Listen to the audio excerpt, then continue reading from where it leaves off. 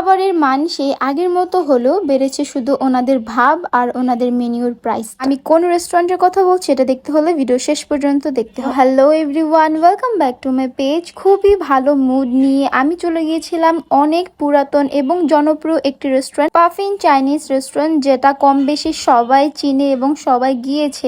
আমারও একটা পছন্দের একটি জায়গা হলেও আমি এবার গিয়ে এতটা পরিমাণে ডিসঅ্যাপয়েন্ট হয়েছি যেটা বলার বাইরে।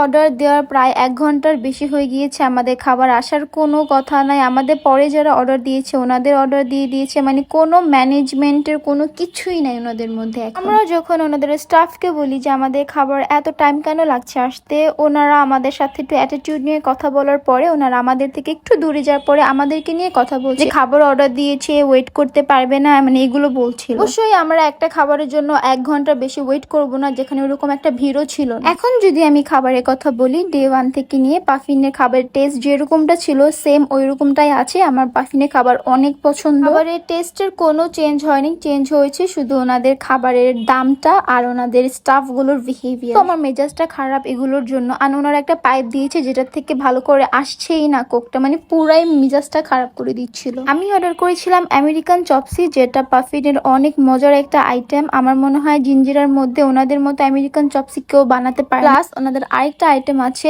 যেটার টেস্ট পুরাই অন্যরকম, সেটা হচ্ছে ওনাদের রাইস। যারা পাফিনের রাইস খেয়েছে তারা সবাই জানে যে ওনাদের রাইস আইটেম গুলো কত বেশি মজা। আমিও অর্ডার করেছিলাম। ওনারা অনেক কোয়ান্টিটিতে রাইস দেয়, যেটা একজনে কি দুইজনও পেট ভরে খেতে পারবে। আমি তো একা খেতে পারি না, ওনাদের রাইসটা অনেক বেশি মজা থাকে। এখন আরেকটা কথা বলতে চাচ্ছি যে পাফিন অনেক পুরাতন একটা রেস্টুরেন্ট, কিন্তু এখনো ওনারা কার্ড সিস্টেম অন করেনি। আপনারা এখানে কার্ড দিয়ে পেমেন্ট করতে পারবেন না, বিকাশ দিয়ে পেমেন্ট করতে পারবেন না। মানে এখন আজকালের যুগে কে ক্যাশ নিয়ে ঘুরে ভাই। দেন ওনাদেরকে বলার পরে ওনারা একটা খাতার নাম্বার লিখে এনেছে, দেন আমরা ওটার মধ্যে বিকাশে পেমেন্ট করে দিয়েছি। অ্যান্ড এটার জন্য আমাদের আধা ঘন্টার মতো বসে থাকতে হয়েছে। মানে সবকিছুতেই এত লেট করে ওনারা অনেক ডিসঅ্যাপয়েন্টেড ছিল।